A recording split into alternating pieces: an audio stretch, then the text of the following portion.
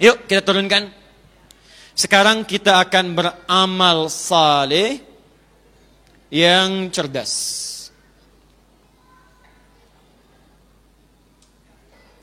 Baik.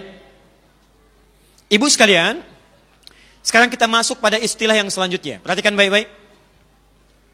Setiap amal saleh, kalau sudah dikerjakan kebaikannya, maka dalam bahasa Al-Quran disingkat lagi dengan satu nama, namanya sedekah. Sedekah, nggak pakai oh, nggak, sedekah. Sedekah.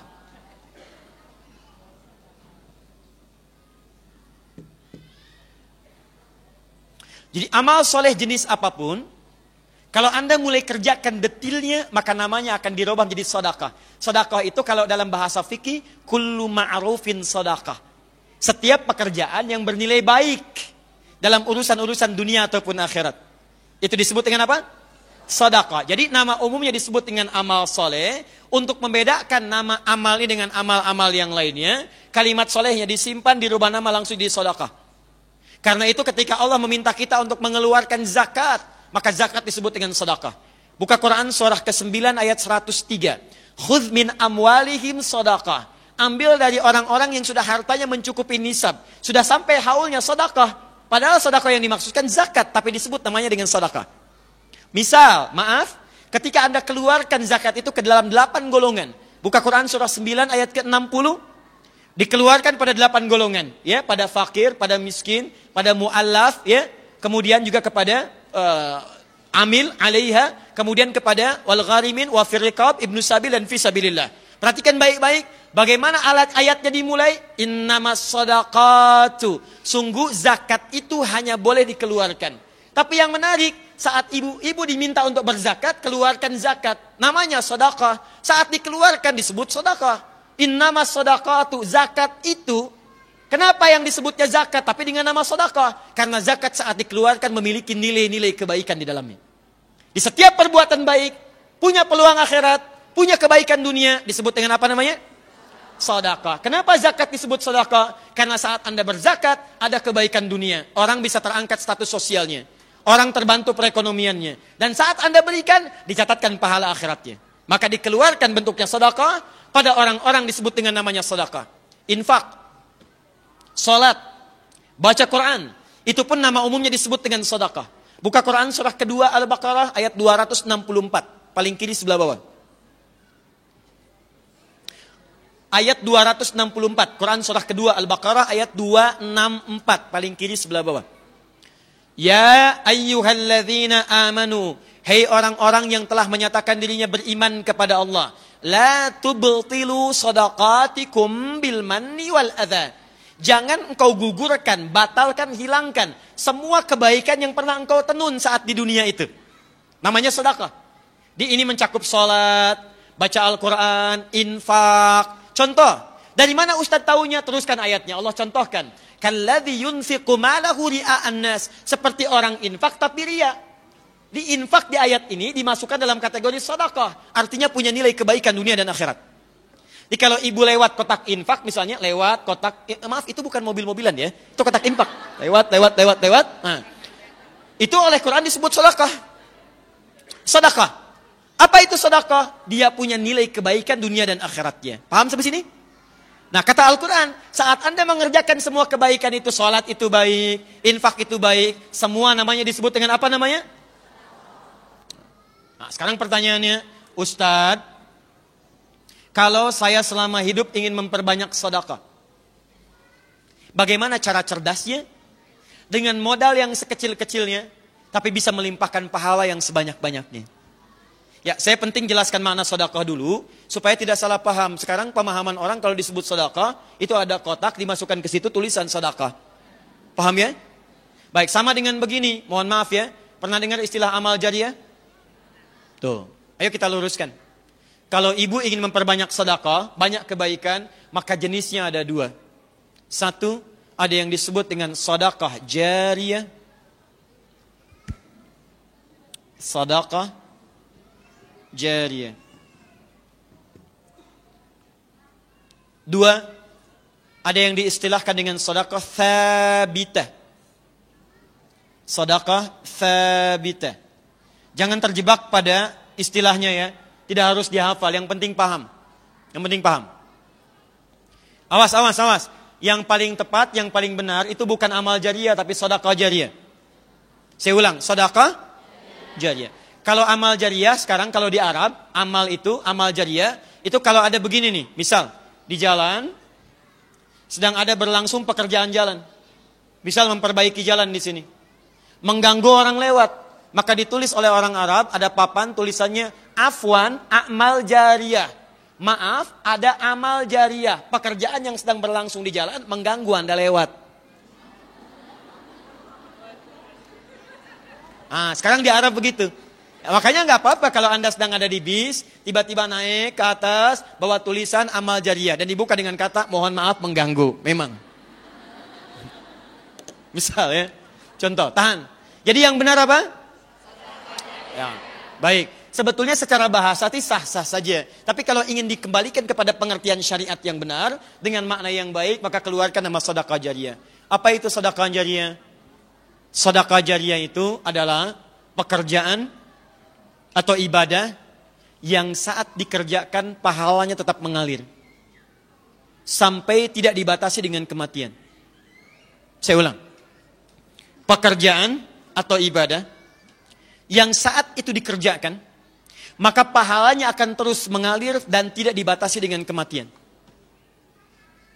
Jadi kalau, maaf sekali lagi, kalau ibu pun telah wafat, pahala dari pekerjaan ini tetap mengalir kepada ibu.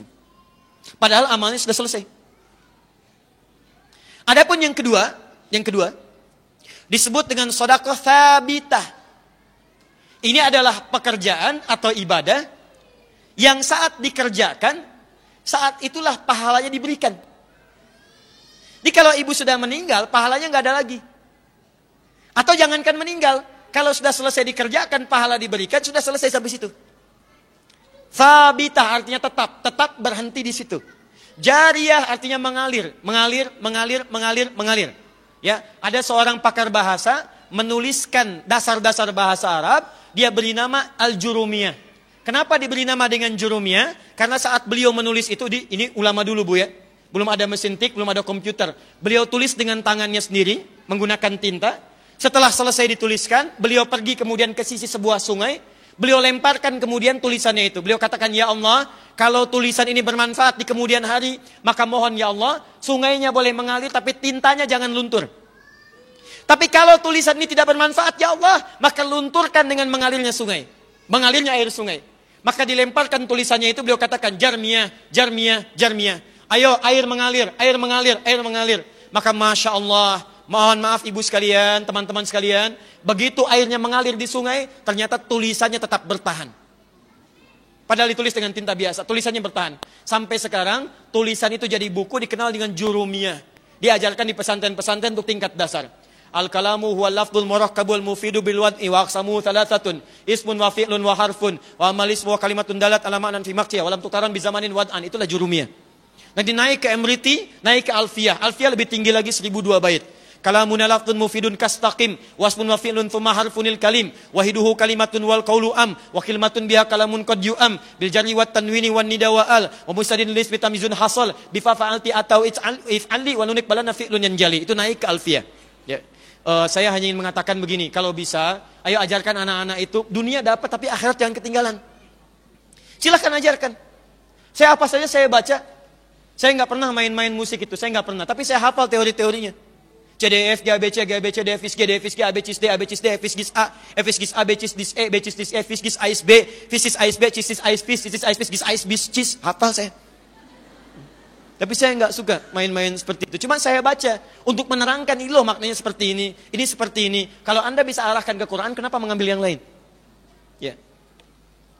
Nah ini, fokus ini. Yang pertama namanya sedekah apa? Yang kedua apa? Saya cek sebentar. Kalau pahalanya terus mengalir sampai saat kita wafat pahalanya datang disebut apa? Kalau pahalanya diberikan begitu saja, tidak mengalir sampai wafat disebut apa? Nah, kalau Anda ingin cerdas dalam beramal, Walaupun kita telah wafat, investasinya masih ada, maka coba pilih-pilih kalau ingin beramal, kalau ada sedekah jariyah, maka utamakan yang jariyah, akhirkan yang thabitah. Paham? Contoh. Ibu punya uang 50.000. Modalnya 50.000.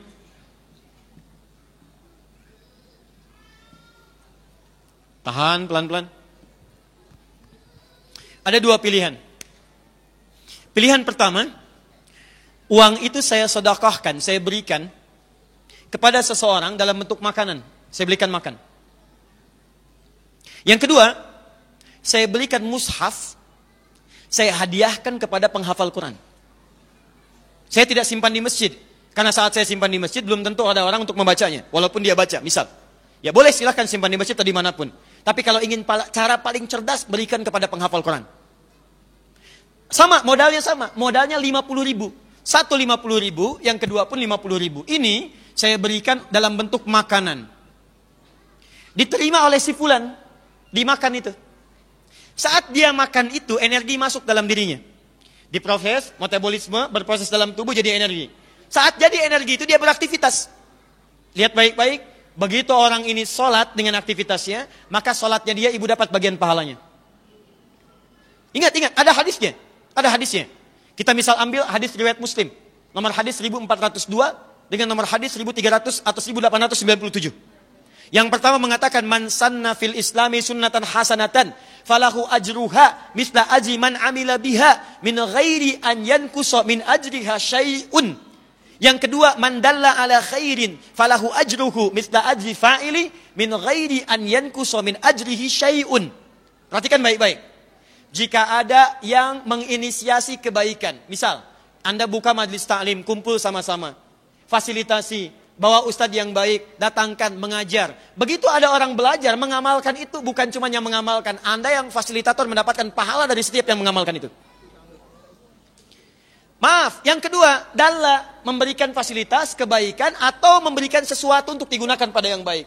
Anda beri makanan, nilainya 50.000, diberikan pada orang tadi, dia sholat. Begitu dia sholat karena energi dari makanan tadi, maka ibu mendapatkan pahala sholat yang sama dengan yang dia peroleh tanpa dikurangi sedikit pun. Jadi dia sholat, Anda pun dapat bagian pahalanya. Oh kalau gitu Ustadz, saya nggak usah sholat ya, saya ngasih makanan aja pada orang. Anda dapat pahala dari orang lain, tapi Anda mendapatkan dosa yang menggugurkan pahala itu. Dia tetap tidak dapat apa-apa. Persoalannya, saat makanan ini diberikan, energi berkumpul, dia mengerjakan kemuliaan, pahala dapat. Tapi kan energi itu akan hilang. Akan habis bagian makanan itu. Kalau itu habis, maka selesailah kemudian pahala ibu di situ. Saya beli mushaf. Saya berikan kepada penghafal Quran. Saya mau tanya pada ibu sekalian, perhatikan baik-baik. Kalau ada orang baca Al-Quran, satu hurufnya berapa? Tahu dari mana? At-Tirmidzi nomor hadis 2910. At-Tirmidzi nomor hadis 2910. 29110. Lihat sini. Man qara'a harfan min kitabillahi, siapa yang membacakan walau hanya satu huruf dari kitabullah, falahu asyru hasanat, maka akan diganjar pahalanya setiap hurufnya 10 kebaikan, nilai pahala. Walam aqul alif lam mim harfun. Saya tidak katakan kata Nabi alif lam mim itu satu huruf. Walakin alifun harfun, lamun harfun, mimun harfun. Tapi alifnya satu huruf, lamnya satu huruf, mimnya satu huruf. Walikulli harfin asyru hasanat. Dan setiap hurufnya 10 kebaikan. Jadi kalau ada orang baca alif lam mim, dapat berapa? 30. Lihat sini. Alif lam mim. Yang tadi sholat. Yang ini sholat. Sholat dikerjakan sekali, dapat 10 kebaikan. Dalilnya Quran, surah ke-6 ayat 160 tadi. Man jaa'a bil hasanati falahu asyru amsalihha. Siapa yang mengerjakan satu kebaikan, dia dapat 10. Sholat oleh Al-Quran disebut hasanah. Dalilnya Quran surah ke-11 ayat 114. Lihat, wa aqimis sholata tarafain nahar, innal hasanati yudhibnas sayyi'at. Sholat disebut hasanah. Dikerjakan satu hasanah, pahalanya 10. Tadi Anda kasih makanan pada seseorang, dia sholat. Begitu dia sholat dapat 10 pahala, Anda dapat 10 pahala. Anda berikan 50.000 itu, belikan mushaf. Berikan pada penghafal Quran. Perhatikan baik-baik. Penghafal Quran saat membacakan Qurannya alif lam mim, baru alif lam mim sudah dapat 30. Banyak mana 10 dengan 30? 30. Dan dahsyatnya, hampir mustahil ada pembaca Al-Quran cuman baca Quran satu ayat. Atau bahkan satu huruf, nggak ada. Nggak ada. Saya belum pernah dengar ada penghafal Quran baca Al-Quran cuman sehuruf. Siapa yang ngasih ini? Wakafnya Ibu Lucy, udah banyak pahalanya, sehuruf aja, nun. Sudah ya, gampang. Nggak ada. Silahkan cek. Satu itu. Yang kedua, penghafal Quran itu, walaupun yang dibaca 1 ayat, 2 ayat, itu pasti akan diulang-ulang, Bu. Karena dia membaca, bukan sekedar baca, dia membaca untuk menghafalkannya.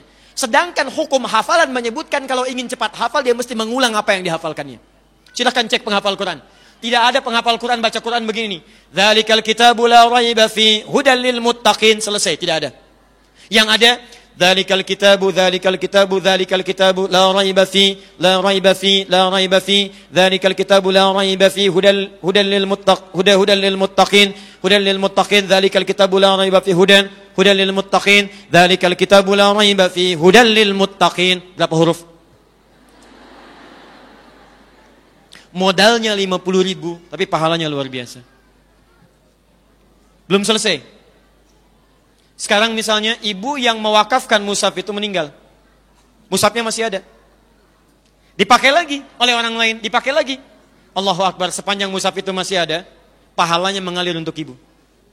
Misal, Ustadz mushafnya usang, sudah hancur misalnya, sudah nggak digunakan lagi, mushafnya nggak digunakan, tapi bukankah penghafal Quran tadi menghafal Quran dari mushaf ibu tadi? Kalau mushafnya kemudian sudah tidak ada, penghafal Qurannya masih ada, maka setiap dia menghafal, membaca Quran dari mushaf tadi, akibat mushaf tadi, dia hafal Quran. Setiap dia membaca Qurannya itu dari hasil hafalan berdasarkan mushaf tadi, ibu tetap mendapatkan bagian dari pahalanya. Sekarang orang ini saat hafal Quran mengajar pada orang lain, menghasilkan murid, 10 murid, Masya Allah. Satu orang hafal Quran, muridnya 10. Begitu 10 ini belajar, dia belajar setiap hurufnya, ibu dapat pahala lagi. Yang imam ini meninggal, yang 10 ini menyebar, jadi imam lagi, belajar lagi. Setiap satu orang dari 10 ini mendapatkan 100 murid. Berapa pahala yang ibu dapatkan? Modalnya cuma 50.000. Maka kalau Anda bisa gunakan pada yang cerdas, mengapa memilih itu digunakan pada yang biasa-biasa? Atau bahkan yang paling menarik, maaf, kenapa begitu mudah mengeluarkan uang pada kepentingan mal? Sementara pada kepentingan mal itu sulit dikeluarkan dengan baik. Zakat mal luar biasa, zakat mal ditahan-tahan. Silakan bandingkan. Anda ke mal kalau belanja 50.000 rasanya malu. Infak 50.000 kebanyakan. Cek. Ya. Saya suka bingung saya. Ada orang pengen masuk surga tapi ketinggalan pahala surga nggak diambil. Kalau ketinggalan dunia dikejar-kejar. Ibu punya handphone nih. Maaf ya. Ibu keluar dari sini, handphonenya ketinggalan di sini. Balik lagi nggak ke sini? Balik, padahal handphone 3315 Nokia. Masih balik. Ada data Ustaz di dalamnya. Saya tanya pada Anda keluar dari sini ketinggalan sholat sunnah. Balik lagi nggak? Tuh. Padahal itu yang mengantarkan Anda ke surga. Tapi kalau ditanya, hebat betul. Maunya kemana Bu? Firdaus bersama Nabi. Sama Nabi.